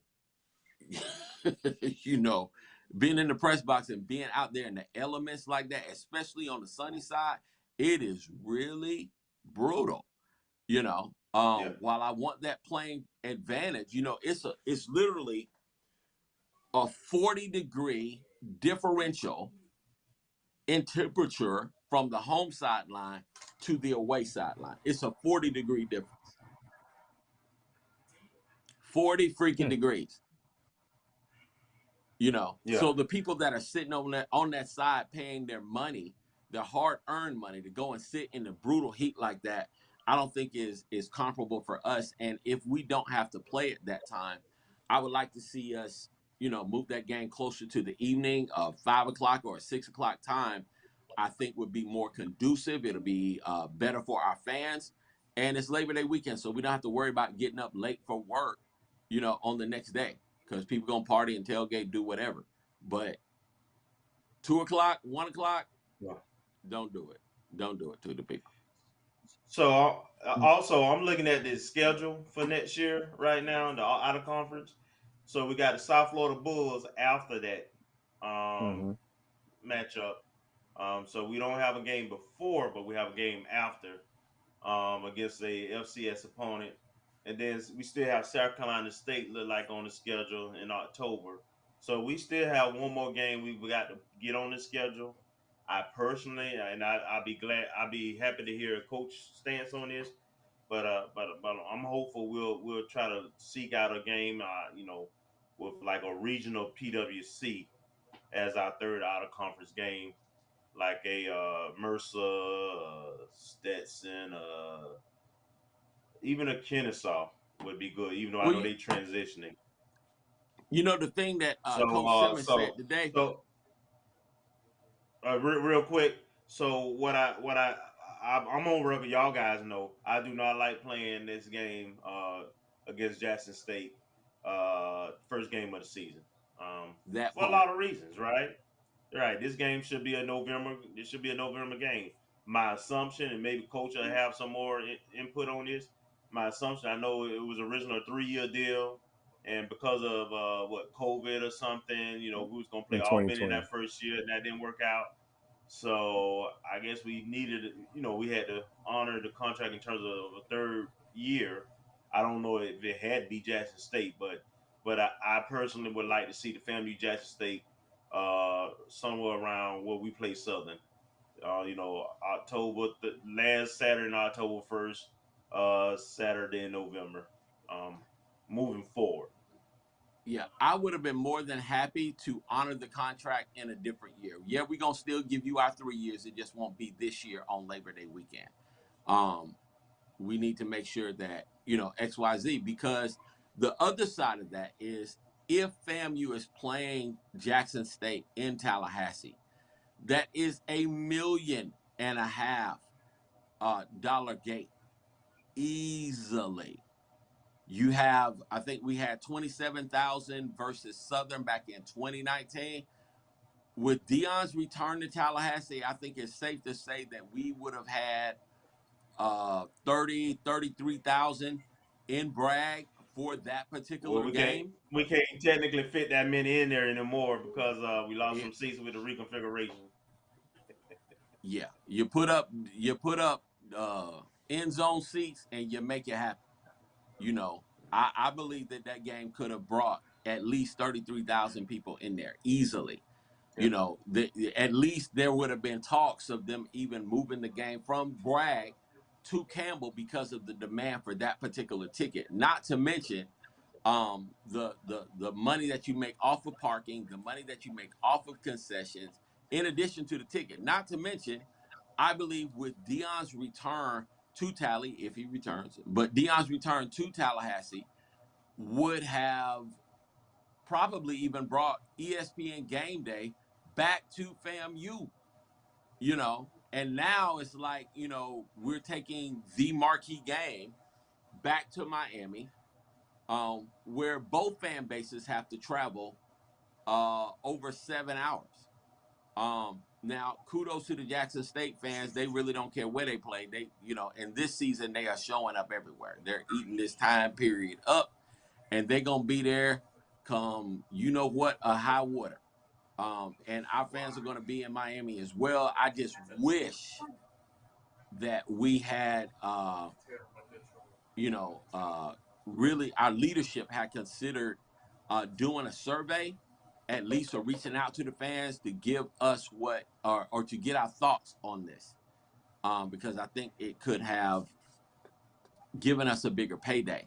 Now, let me say this. I do believe that, I desire to see our home game tickets go to another dimension and level. If we are to maximize just everything altogether, if this has to be, it just absolutely has to be a neutral site game. Atlanta, FAMU and Jackson State in Atlanta would be mega. That's like 60, 70,000 people. The other place would be Mobile, where I feel like that game would definitely probably sell out with it being right in between both of the fan bases. That being said, it's hard to really beat a home and home series where you have a $1.5 million gate, right there. Mm-hmm. And to your point, Kofi, I was just checking the schedule. Florida State's playing LSU down at Camping World Stadium on that Sunday. I don't think the time's been announced, so I guess it's part of their series. So Doak Campbell would have been open, but we possibly So could have gotten it's gonna extra be it's gonna be a spillover. 7:30 game probably, Yeah, so we possibly just could have like got. this year.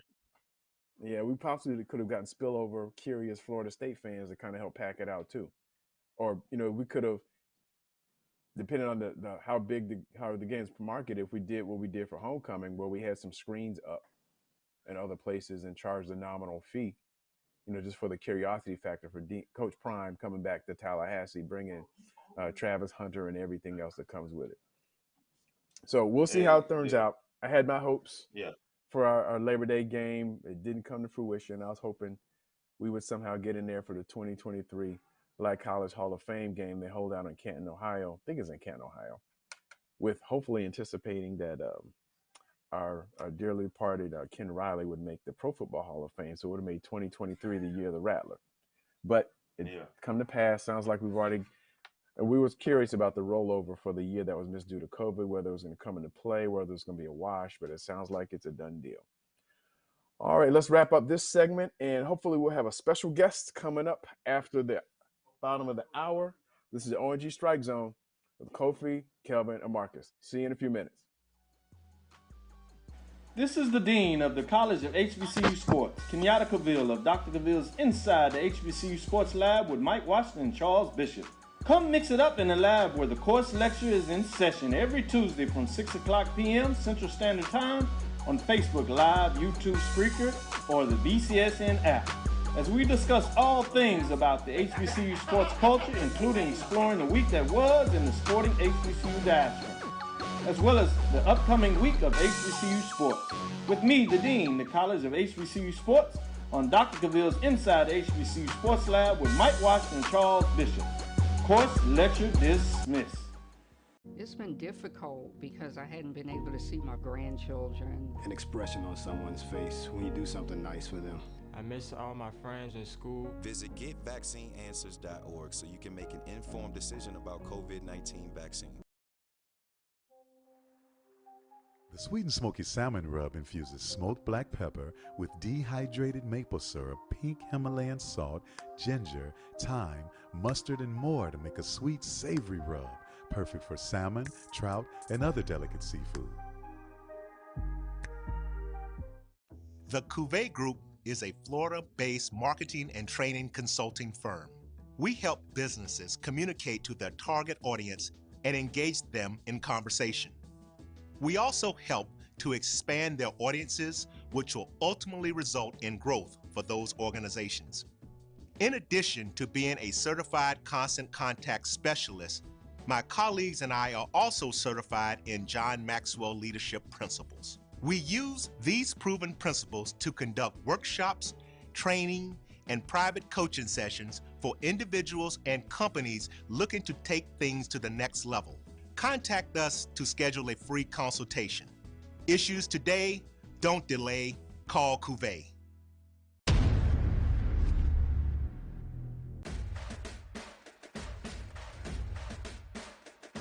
HBCU League Pass.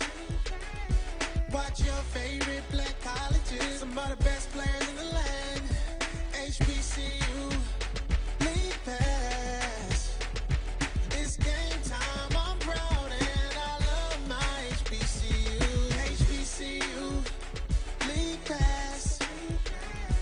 Watch your favorite black colleges. Some of the best players in the land. HBCU League Pass. It's game time. I'm proud and I love my HBCU.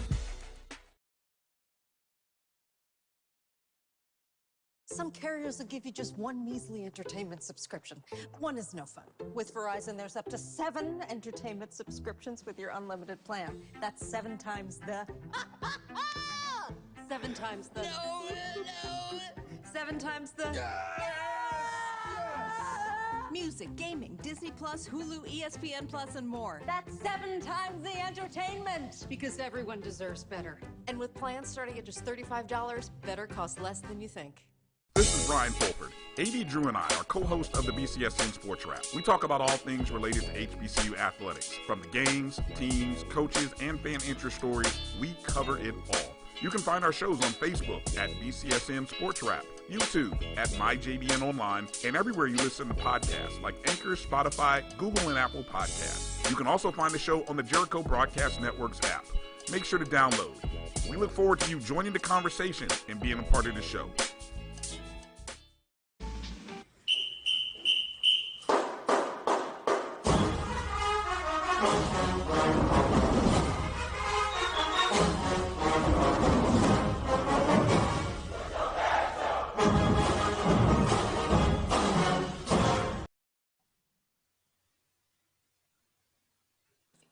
Welcome back to the ONG Strike Zone. We have Kelvin Rozier, Marcus Green, and we'll soon be joined by Kofi in a few minutes. There he is. But we want to jump into this week. I guess maybe it started last week, a little bit before last week, before the first round of the FCS playoffs, that the University of North Dakota raised the AD or someone in their administration raised the issue of asking why didn't they get to host a home playoff game for the first round. And as you know, if FAMU had made it, we had already submitted a bid. Right now, we don't know what that bid is, but it seems like I don't know if you mess around and scoring the wrong person, they're gonna spill some tea. So there's been tea spilling pretty much for the last week about this bid process for the FCS, getting involved from the different ADs, the head of the FCS playoff committee, and all those type things. So we want to talk a little bit about that. Some of the revelation that came out today. One of the reporters who's really been on it has been the beat reporter for the University of Montana. And I don't recall the gentleman's name, but he's been interviewing the FCS playoff committee head, Khalid, and doing Freedom of Information Act requests for the bids for various schools. And so we can jump into that and talk about the whole process as we know it.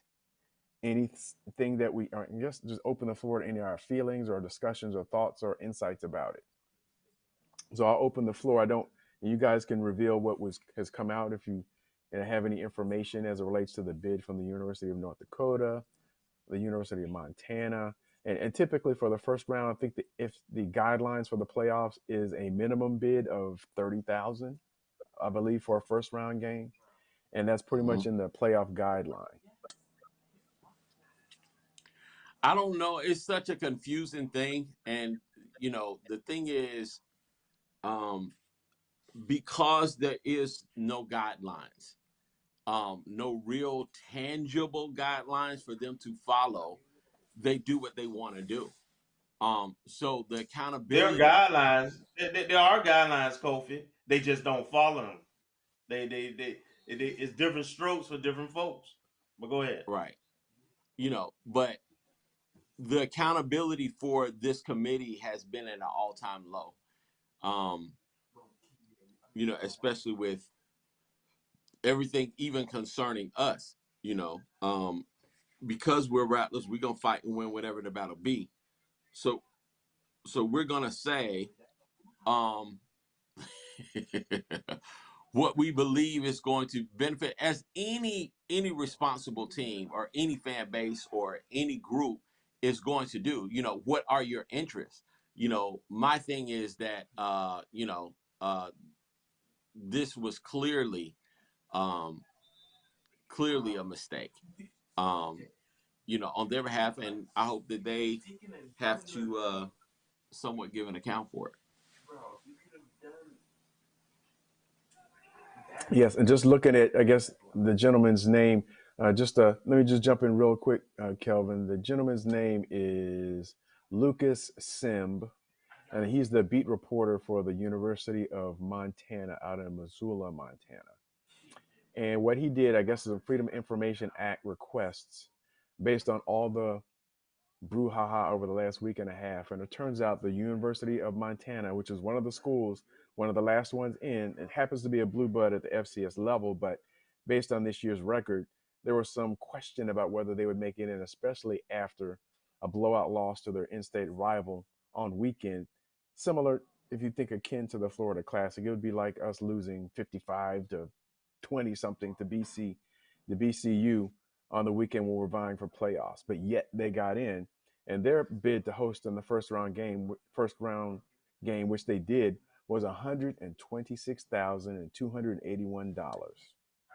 So it's nearly 4 times the minimal amount that is given in the guidelines. And similarly, this all started with the University of North Dakota, who actually wanted to bid a first round game, and they were denied. They went on the road and actually lost that game by a touchdown.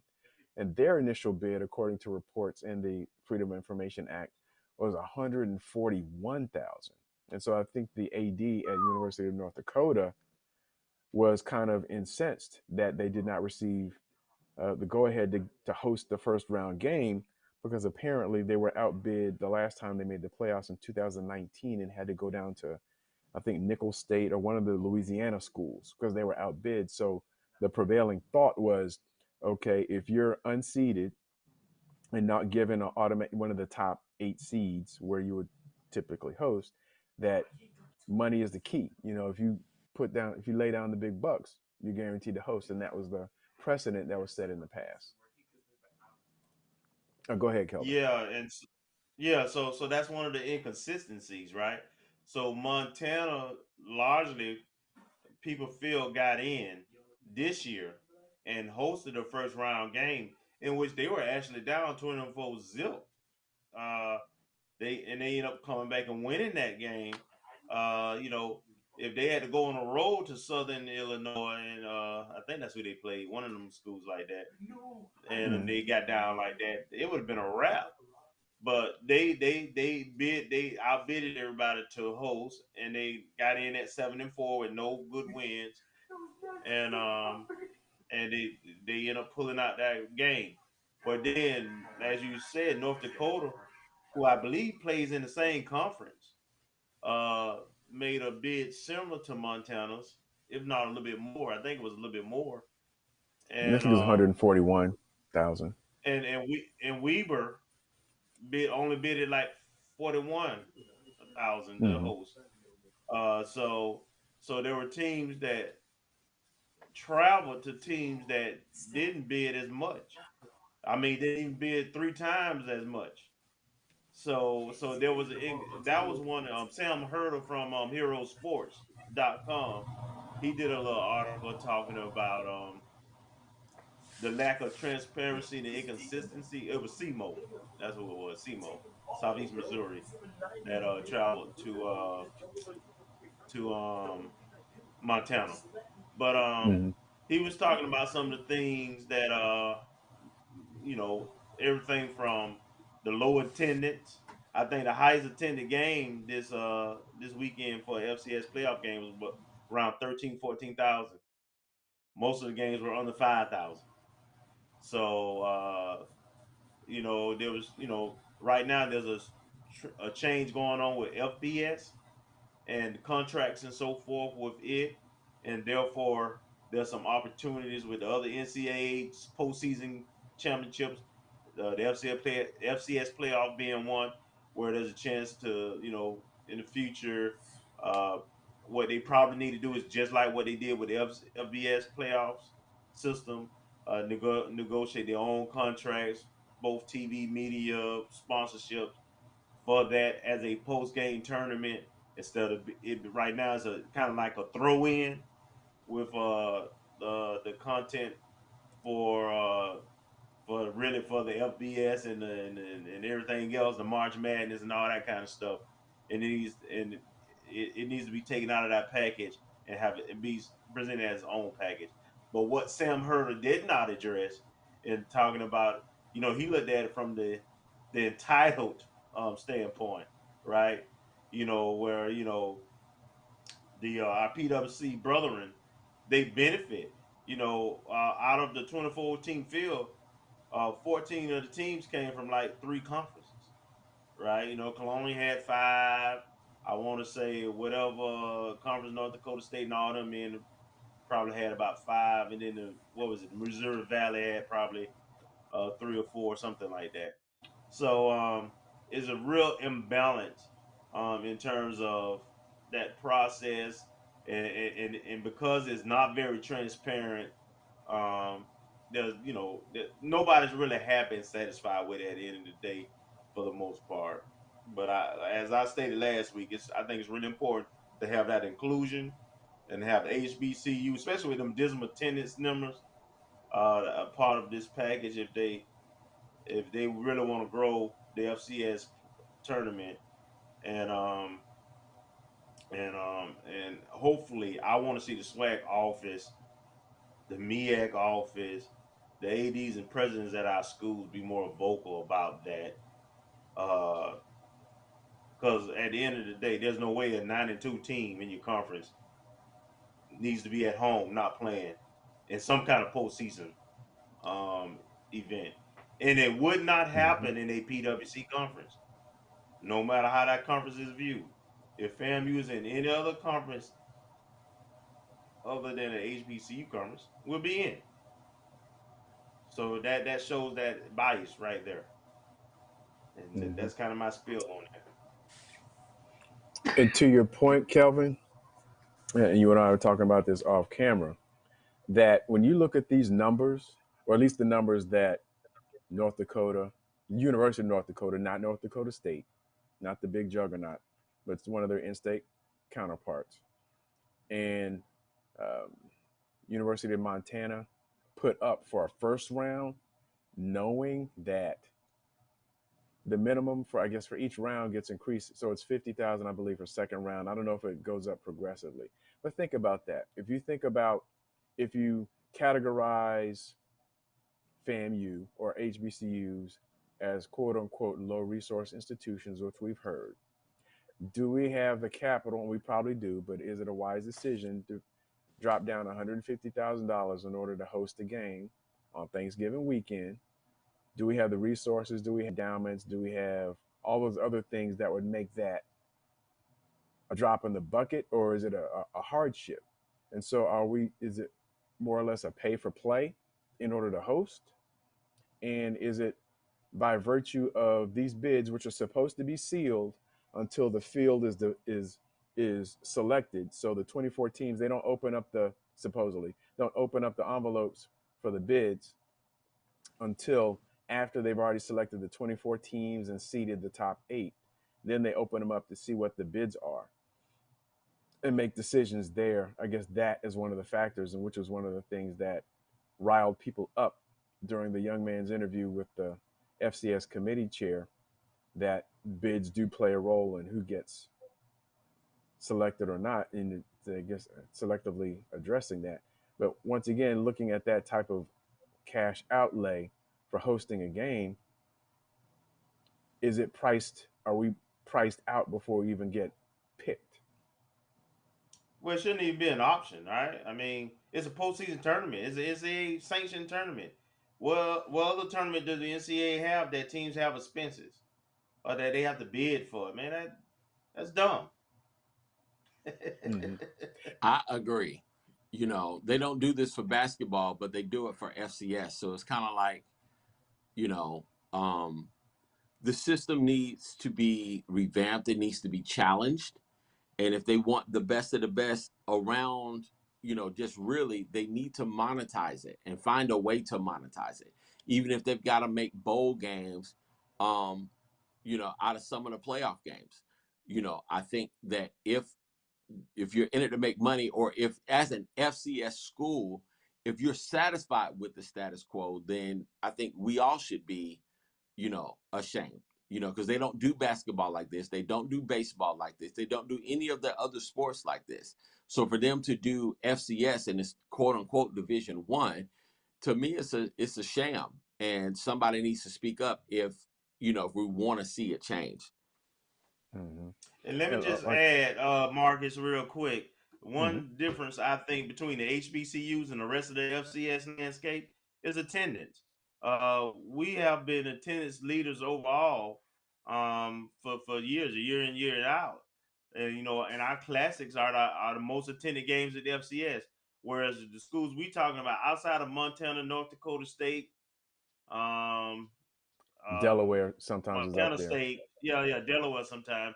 Outside of those like schools there, the attendance is very dismal. So they've been able to get away with this system because you know those other schools only average 5,000 people in the stands during the year, right? They football for them and athletics is a money loser anyway. So they've already put into their operations, whatever those losses are, so they don't mind. For them it's not profitable, and they never looked at it as a business. And I don't know if you can get those folks to buy in enough. I think some of those schools are probably okay just being entitled. Hey, I'm with this conference. As long as I get 7 wins, I'm gonna be in the playoffs. And so they kind of incubated, and so it's not a priority for them. But for HBCUs, we need every dime we can get, and we approach it. Our mindset a little bit different to this postseason thing. So I'm interested to see now that you have more PWCs talking about it. Will they take a more business approach? And if they're going to take a more business approach, then of course they have to find a way to have HBCUs a part of this process. Now, two things I want to bring up, and I didn't go back and look at the article, but I do recall, and for anyone out there who's happened to have been on any of the legacy bulletin boards from that talk HBCU sports, I know there was an article a few years ago, even that predates all this discussion, where someone posted it that said one of the ADs in one of those far-flung conferences, either the Gateway or the Missouri Valley, or that are out west in the Midwest, mentioned that the playoffs is a money-losing proposition and that the system needed to change. So this is nothing new. And it wasn't brought to light by any one particular person's comment that may be in the HBCU sphere. It's something that's been known, that's been out there. But the question, I guess, that for us, at least specific to FAMUans, why should we care? There's a lot of talk about it, and we're part of the SWAC now, and the MEAC and SWAC have abdicated their auto bid. What prevailing interest is there in it for us? And I'm just asking that as a general question because it seemed to be some swirling topic around that, or hints in different language, and probably a lot more smack type language, but something around those thoughts out on the social media sphere today during the midst of this discussion. Like, why does it matter? Because we FAMU, and FAMUans, we tend to be trendsetters, at least in our mind anyway, and ones that call shots. We want to be shot callers, right? And also, unlike any other HBCU, we have a FCS, or the 1AA Division I national championship, and it's ingrained in us to we've beaten out of conference. We've beaten Georgia Southerns and the Massachusetts and Troy's, Appalachian State. We Rhode beat those Island. teams. We've beaten those teams. So we look at playing against those our PWC peers totally different. It's part of our DNA, and I understand it's not necessarily part of the DNA of all the HBCU, but it is part of ours. That's why it matters. I thought it also matters to our players and our coaches. I think, right? At the end of the day, in your profession, you usually tie things to official championships. The Black College National Championship is not an official championship, to be honest. And the fact that we have 75 teams that can claim that they're the national champions, speaks to that. So for us, we've been there, done that. I think it's important. It's more bragging more than anything else, but it's official. It is official. You win an FCS national title, that's official, baby. That's NCAA. So I like to see us participate in it, not to throw the baby out with the bathwater now if it's gonna hurt us, but at this point, I think we can get the keys to have multiple postseason opportunities. So I love the Celebration Bowl. Don't want anything to happen with that, but I also don't want a 9-2 team at home because they lost the first game of the season to somebody that on the same division, and they never have a chance to get back in it because the SWAC championship game is right now divisional. Now, if they want to talk about changing that and having the two best teams play, then maybe that's a way of countering that. But then you wouldn't have a 9-2 team sitting at home. And so I think everything needs to be on the table. The opportunity is this now. We have to try to take advantage of it now. Kofi, your thoughts? Yeah, we have to have that discussion. It's a heart-to-heart about what we as FAMUans really, really, really want. and being a part of SWAC, because I like being a part of SWAC. Especially with all of the sports, all of the connections, the fan bases, even the banter, the trash, all of that stuff. In addition to the fact is, I believe it's a movement about the culture. It's a movement not about, but for the culture that can advance our culture into the limelight. And, we've got to have our ducks in a row so that when we do, have moments like this, that we have somebody or some measure of system that can properly and fairly um, measure us, and that's not currently the case. So let me just say, tis the season to be jolly. Tis the season to challenge the system, or at least question or tweak the system. Not necessarily just for us, but for those that are here now and for those in the future, to say, we want to give you guys a fair opportunity. And we have to reconsider and challenge the NCAA about this monetization of the FCS playoffs. Obviously it's a competition and you play to win the game, but you also are out there to make some money on some level. So why is there such a differential between what they're able to make at the FBS level and the FCS level, and when are they going to monetize it and make it fair? Why do the playoffs have to start Thanksgiving weekend? Why can't they start after Thanksgiving weekend, when the Southern universities, when the Alabama State universities, when other teams who may be worthy to do it or participate in the time, we can't start the playoffs in December? That gives us more of an opportunity to get larger crowds, better crowds at the games, and monetize our own personal gates and our own personal agendas without having to submit to something that don't make no money. And I'll just add this real quick before we go into our SWAC championship game predictions. I guess my thought is the objectivity and transparency of the process is why FAMUans or anybody should care, because you see the big uproar by the folks who felt like they had an inside track because they laid down the biggest wad of cash.